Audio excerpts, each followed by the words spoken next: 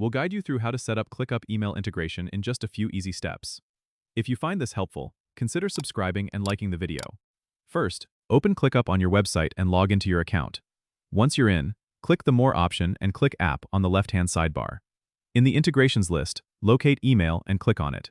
You'll see options to integrate different email providers like Gmail or Outlook. Choose the one you use by clicking Connect next to it. A new window will pop up asking you to sign in to your email account and grant permissions.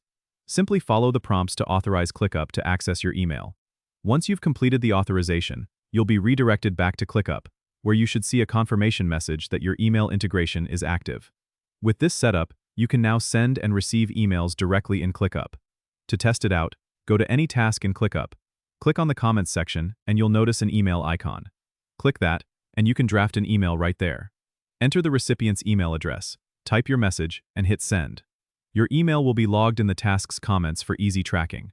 Remember, you can manage your email settings anytime by going back to the Integrations tab. This feature is super handy for keeping all your communications in one place. Don't forget to subscribe and comment if this helped you out.